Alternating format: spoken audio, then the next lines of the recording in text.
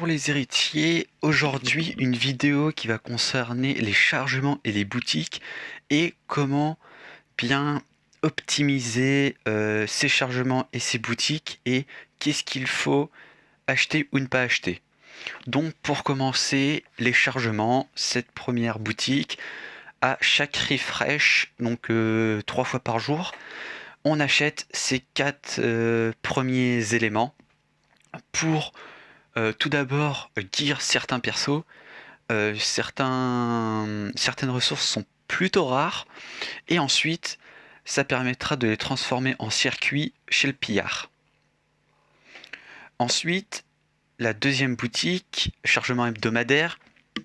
Si on a beaucoup d'argent, c'est bien d'acheter les éclats de personnages pour la boutique d'éclats. Ça permet d'avoir beaucoup d'éclats. Et ensuite, il faut bien chaque semaine économiser ses points d'alliance. Cela.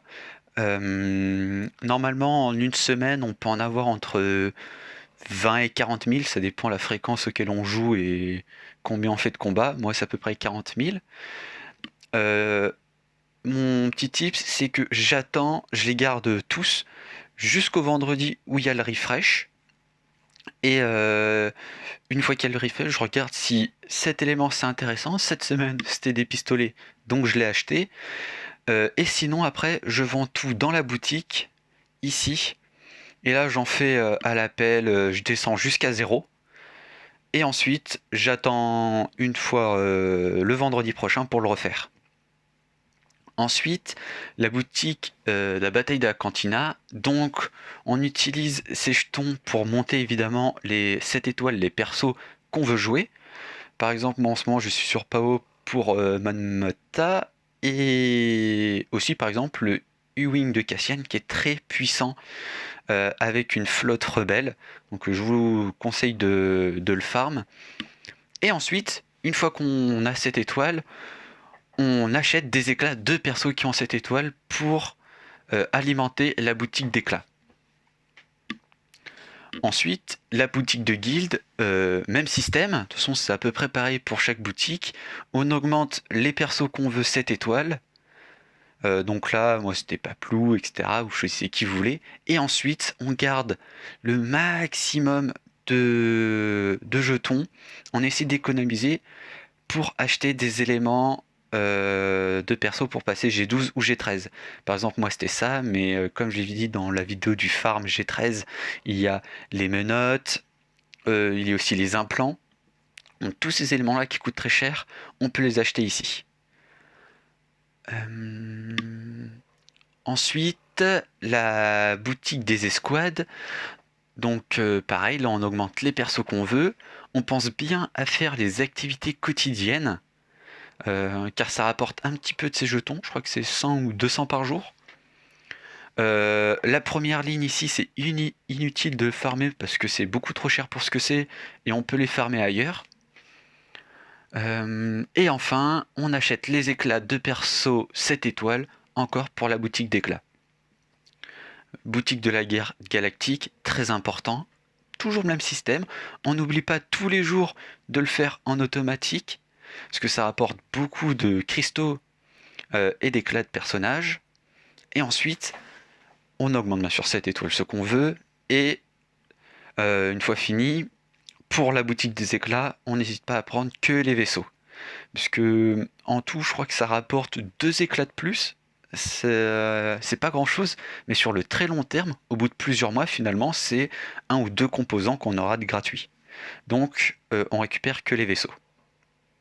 Ensuite, la boutique de modules, c'est vraiment si on a quand même assez d'argent. Moi, je trouve que 15 millions, c'est quand même le minimum. J'essaye de faire attention. Parce qu'il faut bien jongler avec l'argent. Ça peut très vite partir. On regarde surtout, je trouve, les violets et les dorés. C'est très important. On regarde la stat primaire et la stat secondaire. Par exemple, en ce moment, je farm les chances de coup critique. Ceux-là, je trouve en primaire de l'attaque, c'est plutôt bien. Et en secondaire, de la vitesse. Donc après, plus tard, juste avec de l'argent, je vais pouvoir l'augmenter. Et aussi, on essaye de regarder tous les modules en triangle. ce qui sont assez rares. Dans les défis des modules, on en a assez peu, des triangles, donc c'est le meilleur moyen dans cette boutique d'aller les farm. Ensuite, la boutique d'arène de flotte, donc là, toujours le même système. On augmente ce qu'on veut, et ensuite, on mise tout sur les capacités état. On bourre, on essaie d'en avoir le plus souvent. Normalement, on en a un tous les 2 jours. Pareil avec les activités quotidiennes, ça rapporte des jetons comme ça, donc on y va à fond. Ensuite, boutique d'événements de guilde. Donc là, j'en avais déjà parlé. On ne prend que soit le négociateur ou le malveillant. On n'utilise jamais pour farm ces objets-là. Ça sera avec l'énergie bleue, celle des vaisseaux. Donc on se focalise que sur négociateur malveillant. Et ensuite, avec l'autre énergie, Gas, Malak, Yoda et Wampa. Toujours les personnages. Ils sont beaucoup trop chers. Ça sert vraiment à rien. C'est beaucoup trop onéreux pour ce que c'est. On n'en a pas beaucoup en plus de ces jetons. Donc, on garde pour ces 4 personnages. Ensuite, la boutique de championnat. Très important. On ne farm que ces éléments-là de finisher pour passer les persos G13. Il y a l'ordinateur et la matraque, et on utilise cette boutique que pour cet élément-là. Le reste, comme je l'ai dit dans la vidéo pour le farm des G13, ça se farm avec les énergies et les autres boutiques. La boutique d'éclat notamment, pour certains éléments. Ensuite, la boutique d'éclat la plus importante, je trouve. Tout d'abord, Grievous, bien sûr, si on l'a pas, on ne peut que l'acheter quasiment dans cette boutique, donc on y va à fond. C'est un personnage très important, très très puissant, avec les autres droïdes qu'on farm pour Gas. C'est vraiment une puissante, on le met G13, ça fait très très mal. Ensuite, ces 4 premiers éléments à 720 cristaux, jetons, on ne les achète jamais. On les farm avec l'énergie bleue, celle des vaisseaux donc, pour passer les persos G13. Parce que c'est vraiment pas du tout rentable. Cet élément-là, pareil, on n'y touche pas. C'est la colonne de gauche pour passer G13, et ça se remplit automatiquement tout seul, grâce au raid, au GT, au BT, etc. Donc, on n'achète pas. Cependant, ces 2 cases-là, c'est très important. On peut acheter dans cette boutique ces éléments-là. C'est pour compléter le farm de la colonne de droite G13. J'en parle dans l'autre vidéo, donc je vais m'arrêter là. Et enfin, ici, on achète que les éléments pour passer les persos G12 et G13. C'est-à-dire, par exemple, ce composant-là est utile, par exemple, mais il y a aussi donc les menottes, les implants, les pistolets, etc. Et là aussi, on achète dans cette boutique.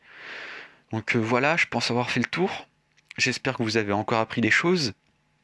Et si vous avez des questions, n'hésitez pas.